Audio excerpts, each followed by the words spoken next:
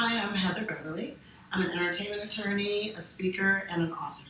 In the entertainment industry has a lot of challenges, but I think there's more opportunities for success than there are challenges. If I had to describe some of the challenges, probably a lot of times not being considered a professional in the industry, meaning people don't originally assume that you're the lawyer. Instead, you might enter a room and they think you're the talent, or you're helping someone, or married to someone, as opposed to actually being the professional in the room that's handling the business at hand. So sometimes that's a little bit of a challenge just in terms of establishing yourself as a figure to be respected in a professional capacity.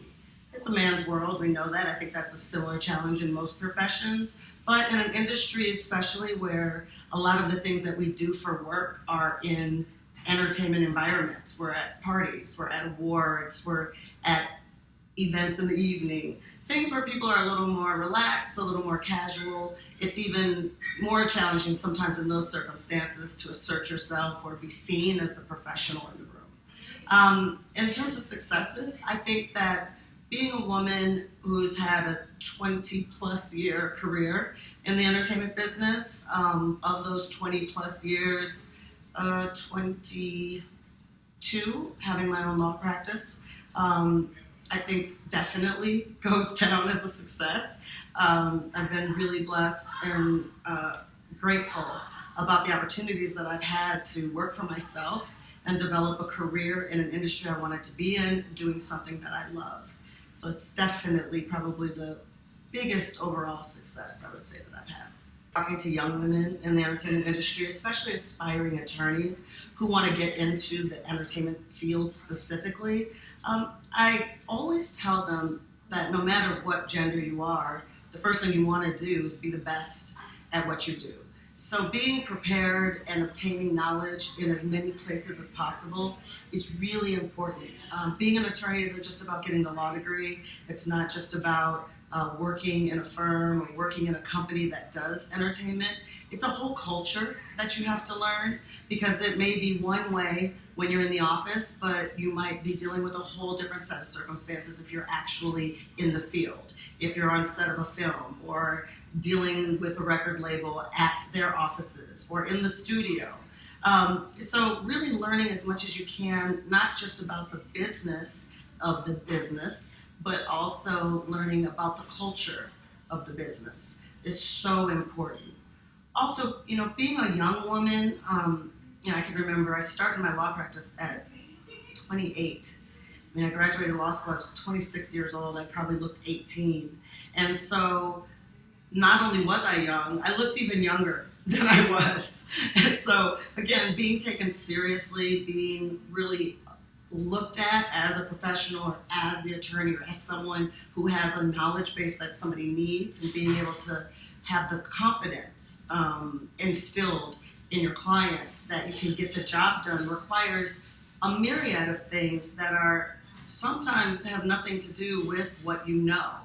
So how you dress, how you conduct yourself when you're in a room, how you make decisions about your clients' ultimate goals, how you really talk to people about what you have to offer, and really utilizing the fact that, hey, there's some amazing perks that come with being a woman. I think that women are powerful, we're beautiful, we have a personality and a nurturing spirit that I think really lends itself well to making us great at being attorneys in the business. But you really have to show people that you have those qualities and you are that woman and that you are in control, in order for them to really feel that comfortable and instill that trust in you with their careers. And then you have to really know the business. And what I mean by that is, yes, knowing the law, knowing how to read a contract, knowing how to do a deal is important, but there are things about the entertainment business that are very unique to this industry. And when I started as an entertainment attorney, I was not an aspiring singer, I can't dance, I didn't have any creative skills, so it wasn't an industry or business I knew about. And so I would go to conferences when I was first starting out, that were geared towards the artist, that were geared towards the entertainment person on the creative side, or people wanting to get into it on the business side, aspiring managers, producers, things like that. And I would go to those conferences as a participant and listen and hear what it was that those people were needing to know. The questions they were asking, the challenges they were having with their careers, how they were trying to get ahead. And so that gave me a really good insight into a business I otherwise would not have known, and helped teach me what my clients were ultimately going to need from me. What inspires me? It's such a good question, but it's a tough question at the same time, because different things inspire me in different ways for different things.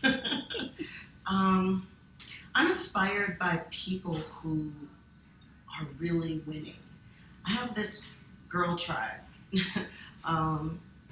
and they're really, really incredible women, friends, colleagues who absolutely kick butt in what they do, whether they're colleagues of mine in entertainment law or women who are successful in just other endeavors, other careers, and great moms and stay-at-home moms. I have a girl tribe that's pretty amazing, and I look at what some of these women have to handle on a day-to-day basis. They're working in a successful career, they're building a business, but they're great wives, and they're amazing mothers, and they're great children to their parents, and have so much to balance, yet they're winning. And so I really get inspired by other women who are just doing amazing things to keep their day-to-day together, and amazing things to have an impact on the world. So I find myself, when I'm with them and I leave them, I'm charged up and I'm inspired to be better, to do better, and to just go out and fight until I'm winning. My take on Hollywood right now is there are so many opportunities. There's more opportunities now, I think, than ever, for women, for people of color, for people of different sexual orientations, just for all types of creatives and business people. I mean, we're in an era of creating content where we have things like Netflix and Facebook and Instagram music, and there's so many more entryways to get into the business than ever. Look, the entertainment business is always going to be challenging. It's going to be hard. Why? Because it's a sexy business. Everybody wants to be in it. I mean, if you're an actor, you want to be in movies, or you want to do that on the highest level possible, all the way down to if you're a professional in the business, you want to be working in an industry like entertainment. It's fun, it's sexy, but it still takes you being your best. It still takes a certain amount of luck. It still takes being in the right place at the right time. On the side of the stuff that comes with Hollywood, you know, I really think that there's always been stuff that comes with Hollywood. I mean, we're in a new millennium, we're in a new decade, we've got all kinds of things evolving. You've got a Me Too movement, you've got really a lot of the underbelly and darker parts of Hollywood coming to light and coming to the foreground. I think that too is a great thing. It's a sad commentary that these things are happening, but they always have. And so I love that we're fighting back. I love that people are standing up for all sorts of rights. And I love that it's forcing people to think about inclusivity. I love that it's making people think of being more inclusive, right? And how do we change the dynamics of power? And how do we band together to make change?